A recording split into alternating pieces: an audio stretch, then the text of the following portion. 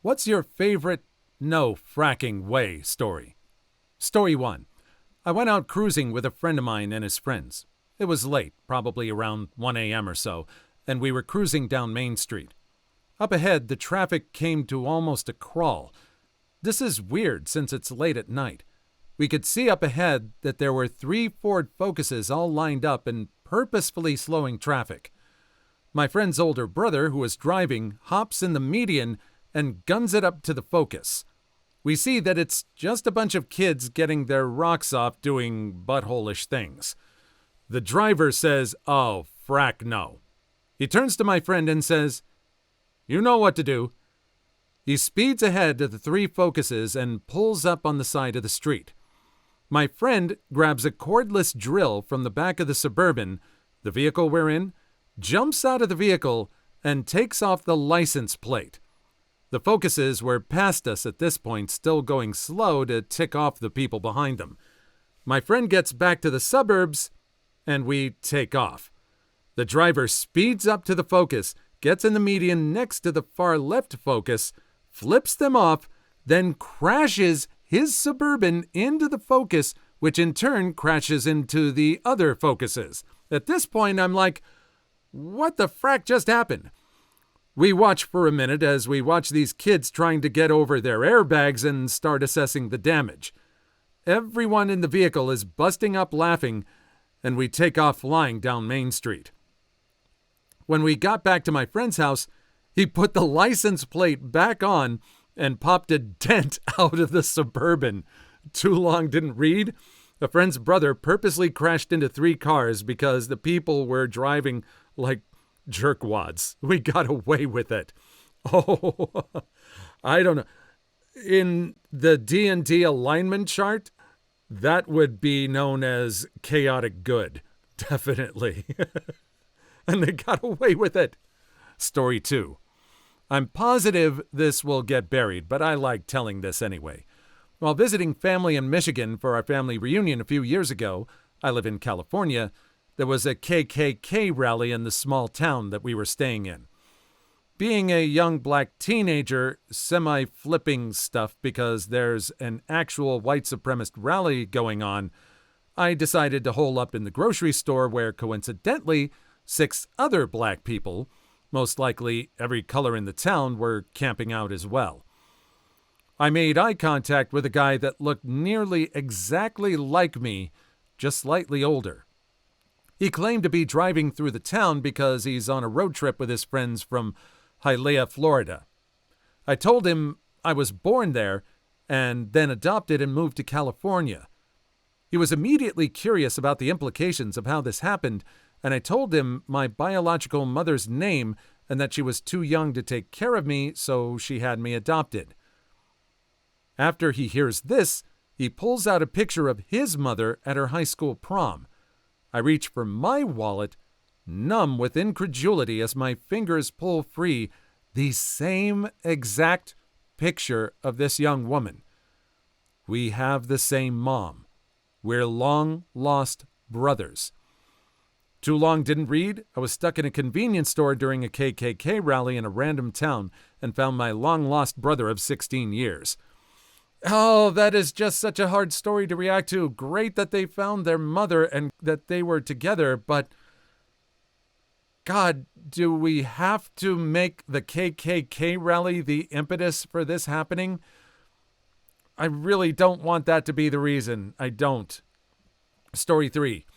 This happened back in my undergrad days on the day of an econ midterm. Because the lecture hall is so large and the class has about 300 students, the professor needs a microphone in order to speak to the class. So he's in front of the class giving his whole speech about the exam. 50 questions, multiple choice, make sure to write your name on the Scantron, turn it in up here when you're done, etc. Finally, he bids us all good luck and leaves the lecture hall into his office, which is in the adjacent room. Well, he didn't realize that he left his microphone on. So while the entire class was completely silent during this exam, we all listened to the events that unfolded inside his office.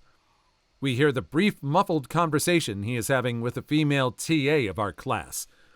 Then the conversation stops, and it becomes painfully evident that they are having paid spicy time. The quieted moans of the TA are magnified on the speakers in the lecture hall. The entire class remains completely silent, no one wanting to be the first to make some kind of move. Finally, the professor yells loudly, "Oh, frack," and the microphone abruptly shuts off. 20 minutes later, the prof walks out into the lecture hall as if nothing happened. He was fired a week later. Too long didn't read. Professor leaves microphone on during exam, and class listens to him smash his TA in his office. This is straight out of the Naked Gun movies. There was already this kind of thing happening in the first movie, except Frank Drebin left his microphone on while he went to use the restroom. That's still less embarrassing than this story right here. Story 4. My oldest and dearest friend and I met when we were infants. We literally shared a crib together. Our parents have told us hundreds of stories about the things we used to do when we were kids, and we talked to each other about 3 times a month. I don't ever remember not knowing her. She's 23 now, and I'm not too far behind her. She went to University of Michigan in Ann Arbor, and I went to Michigan State University in East Lansing.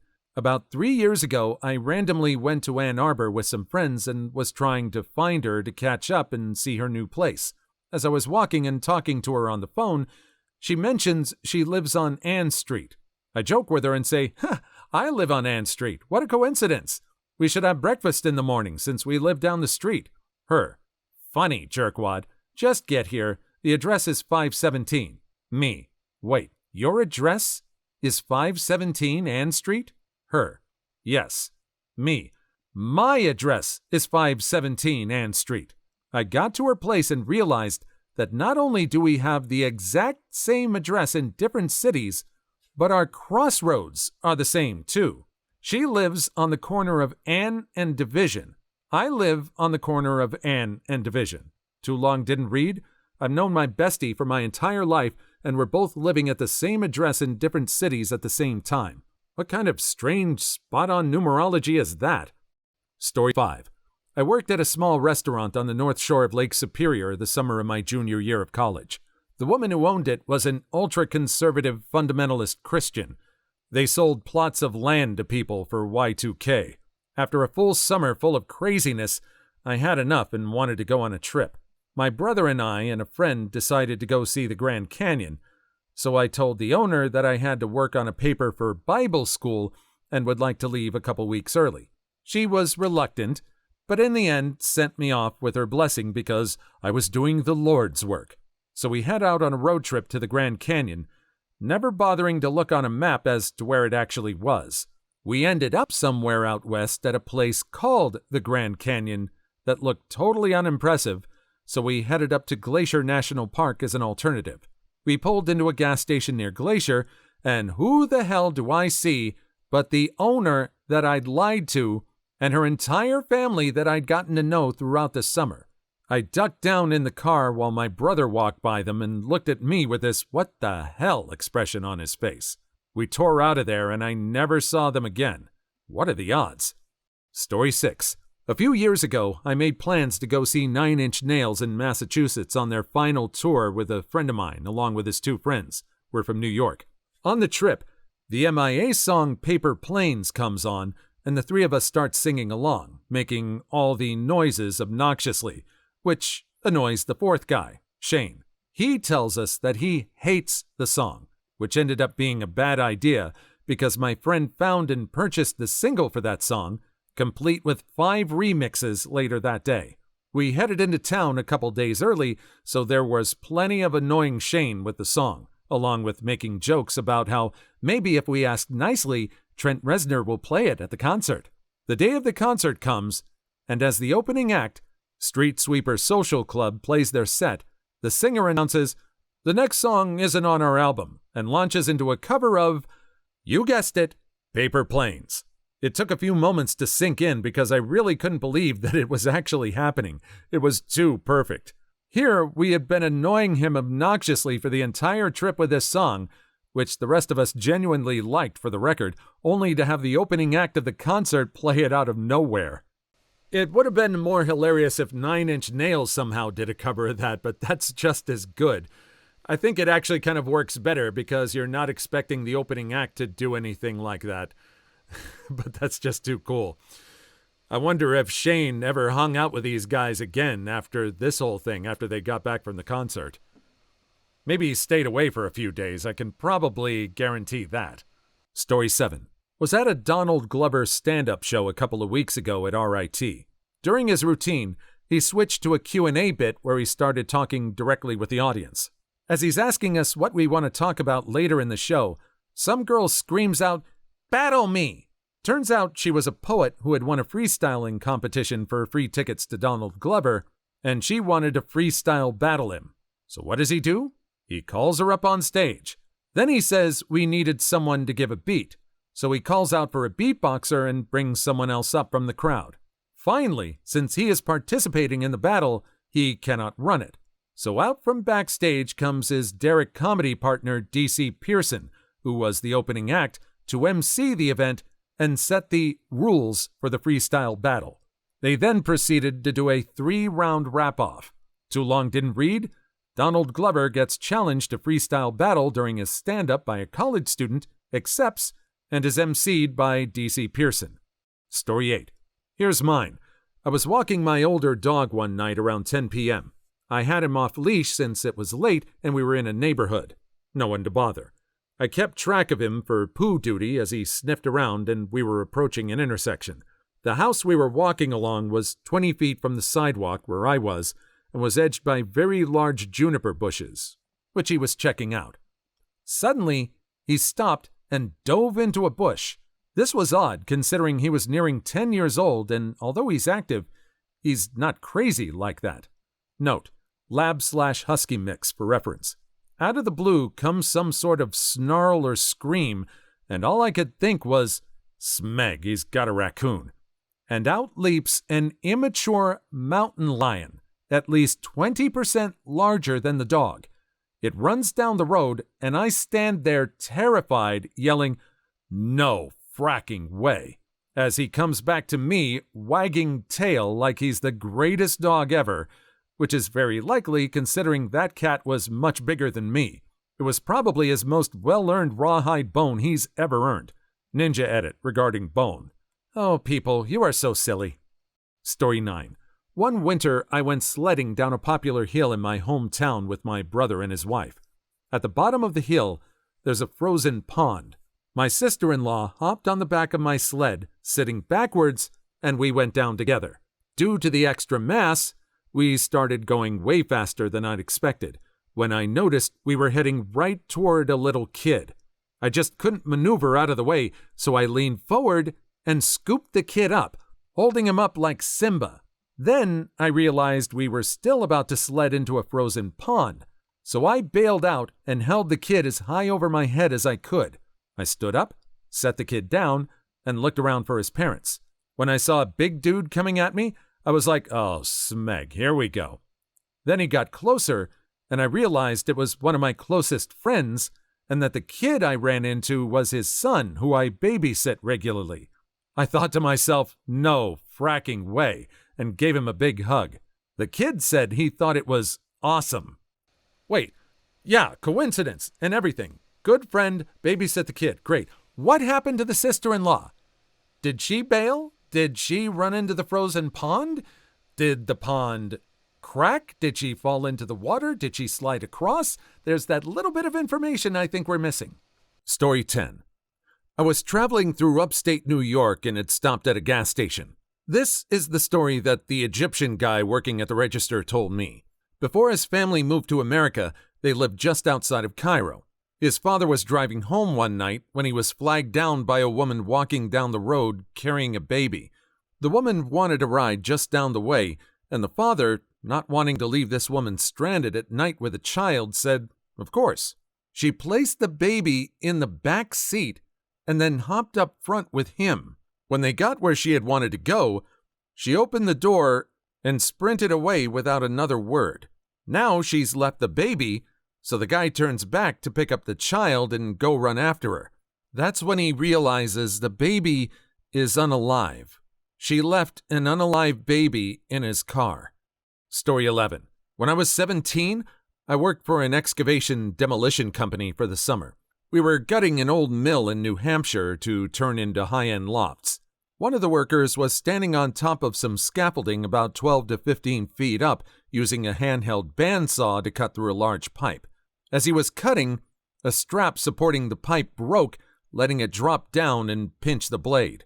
This made the saw shoot back towards him and push him off the scaffold. This guy did a complete fracking backflip while holding a working saw from over 10 feet up. He landed on his feet, still running. Everyone stopped and stared at him for about 5 seconds before we went back to work. Too long didn't read? I worked with a redneck Jackie Chan in New Hampshire who does backflips with power tools. Story 12. I was deployed in Iraq and was out on a convoy on December 31, 2007. Long story short, I unknowingly peed on an IED, which exploded 30 seconds after I walked away. This was on my birthday. Too long didn't read? Trudge, trudge, pee, trudge, trudge, boom. Do you have magic pee that delayed the explosion? Or are you just one of the luckiest people alive? Lucky. My buddy John was up in the turret. The hood of the truck that set it off went flying like a foot over his head. Edit. Incidentally, about 2/3 of the explosive, it was ammonium nitrate, was apparently wet. It had been buried there for a long time, and a lot of it was ruined and didn't go off.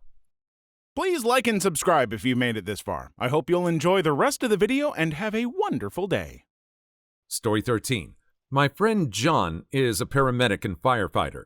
He also teaches and certifies first aid and CPR. Now, for those that don't know, CPR is not very effective. It has a very low success rate unless initiated soon after an incident, which is why everyone should learn CPR. Even after revival, many people have serious health effects. One day, John gets into a pretty bad car accident and goes into cardiac arrest. The paramedics and police are dispatched. The officer, first on the scene, knows CPR and initiates chest compression on John. John is revived, and although suffered severe memory loss, is well. The kicker? John taught the officer CPR the week prior to the incident. Story 14. I wouldn't call it my favorite because this is just off the top of my head, but it is the only thing I can think of at the moment.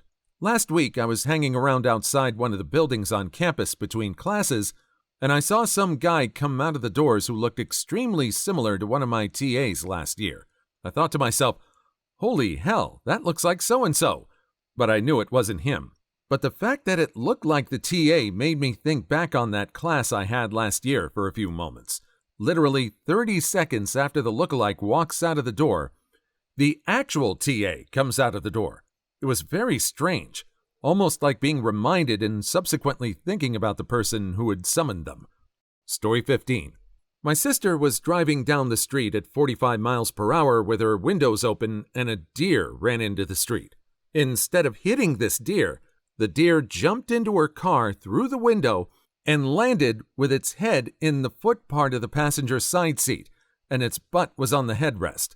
The deer was freaked the frack out, and with its butt in the air, proceeded to poop all over the car. She obviously pulled over. Several people stopped to help and asked her where the deer was. She just stood there screaming, "It's in the car! It's in the car!" A helpful man opened the door, pulled the deer out, and the deer bounded off like nothing happened. For imagery, she was driving a late 90s Ford Escort at the time. No one believes this story, but it's 100% true. Story 16. A while ago, my dad and I had a driver pick us up from San Francisco Airport to drive us home. Since there was a lot of traffic, we had a bunch of time to talk and shoot the breeze. Turned out that the driver's daughter was the fiancée of my dad's nephew, my cousin, who both live in Cleveland. We attended the wedding a few months later and again reconnected with the driver while there. We started talking some more, and then he introduced us to his wife. Apparently, Her and my dad went to the same high school, graduated the same year, and even dated for a few months. This was in a very small suburban town outside of Cleveland. Small world indeed. Story 17. A friend of an old roommate of mine was at the airport a few years ago and saw Bill Nye, the fracking science guy, at the terminal next to his. Eventually, he got up the courage to talk to him, but it was nothing more than small chat and praise. Bill's plane gets called, so the kid leaves him be and sits back down trying to digest how cool his life just became. But a few minutes go by, and all of a sudden he hears his name called. Bill Nye is standing at the gate and calls out, "Hey kid, science rules," and then boards the plane. Story 18. My brother's friends are twins and are friends with the Bush twins. Makes for a cute photo op. Well, about 7 years ago, they were invited to their birthday party at the White House. It was a gag gift party. As they're going through the metal detectors, the Secret Service inspect the box with the presents. Pull out 2 giant black dildos. They stare down my brother's friends before proceeding to burst out laughing. I still can't fracking believe they went through with it. The truly giant nuts. Story 19. I was driving home to our small town from a nearby city, give or take 200 miles. We were in a pickup truck and I was alone on the back. We can do that in Africa. We were doing about 80 to 100 miles all the way. Quiet roads, no cops. We get home okay. I grab my stuff and get out, and as my friend starts to reverse back out, the front tire breaks off. I mean like off axle sitting on the ground, tire rolling into the road. If that had happened anywhere on the road, the truck would have gone over the tea kettle and I would have been spread across 100 yards of tarmac. Story 20. Met a pretty girl online. Met her for coffee. I mentioned my birthday and she demanded to see my license. Confused, I comply. Turns out we have the same birthday. More chatting. Turns out she was a drum major in high school and competed against my ex-wife, who was a drum major in a school some 600 miles away and who also had competed against her ex-husband. Also, her ex-boyfriend was dating my ex-girlfriend, which is like the 3rd time that's happened in this city of 1.3 million. The most implausible part is we're still together almost 3 years later. Story 21. Might only be understood by college bros or ultimate players. I was playing some pickup ultimate, and there were some hot stuff kids who thought that throwing an air bounce was really sweet in playing Can Jam. Apologies to those who don't know what I'm talking about. So I walk up as my jealous self and say, "Oh yeah? I bet I can air bounce it straight through the slot." A very difficult shot by itself, let alone as an air bounce. I nailed it, walked to my car, and left. Still have no clue how I did that. Story 22. This isn't that amazing, but when I was in 3rd grade, my sister and I were taken by our father to Toys R Us to get our first Pokemon cards. It was just when Pokemon cards got really popular, so it was a big deal. We received 5 packs each after waiting in line behind dozens of other crazy parents. We had to wait outside the store before it opened. On our way home, my sister opens her first pack of cards, and there it is. Charizard. I nearly pooped myself trying to explain how amazing of a car she had just received. Her response? "Ooh, it's shiny." Story 23. Once, waiting in line at a restaurant, I saw this guy in front of me. I think I recognize him, but I don't know. Entire time I'm waiting, I'm searching my brain as to why I knew him from what. He turns to me and says, "Do I know you?" We both stood there for a good 10 minutes, going through high schools, workplaces, friends, etc., anything to find out why we knew each other.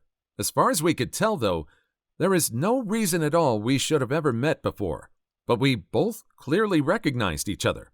To this day, no clue. Story 24. When my mom was about 9 or 20, her and her twin sister were shopping in Lake City, and they were approached by a man in a nice car. He asked if they wanted to get in and maybe have a drink. Ma said he was rather handsome, but they turned him down. Later that year, it was revealed on the news that the man that had approached them was Ted Bundy, and after they turned him down, he abducted and unalived his last known Florida victim. Story 25.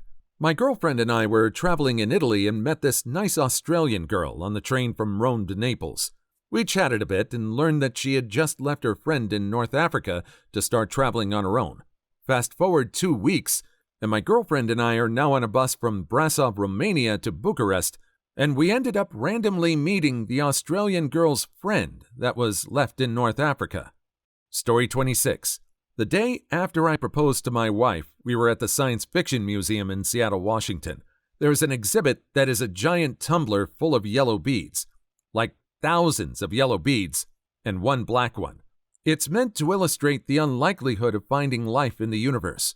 I called her over to tell her how cool it was, and she just pointed at it and casually said, "There's the black one," and she has continued to amaze me every day since. Good times. Story 27. A buddy of mine was in Yellow Springs, Ohio, tagging a wall. That's street slang for painting with spray cans, probably illegally. And he heard skateboard wheels, so he lowered his can. He looks up as Dave Chappelle rolls by sipping a Frappuccino. Mr. Chappelle says, "Nice tag, Shrews," and keeps on rolling, never stopping. My friend then put down his can and left, shaking his head and laughing. Story 28. I'm really bad at telling stories, but I'll try my best. When I was about 10, I traveled to Newfoundland, where I made one friend who was the same age as me. I was only there for a week and left to come back home. Fast forward 10 years without any contact between us. I'm waiting outside my classroom for the previous class to finish, and who walks out? Yeah, the one friend I had made 10 years ago. Story 29. Flying 1,100 miles for an interview, I hear someone across the aisle yell my name. I'm thinking, that voice sounds familiar. Turns out, it was one of my good friends from college. I'm thinking, no fracking way. He got an interview the same time I did, and we stayed next door at the same hotel the night before the interview, and now we're housemates. Both got the job. The end. Please leave your story in the comments. I would love to make a video on them in the future. Also, don't forget to like and subscribe.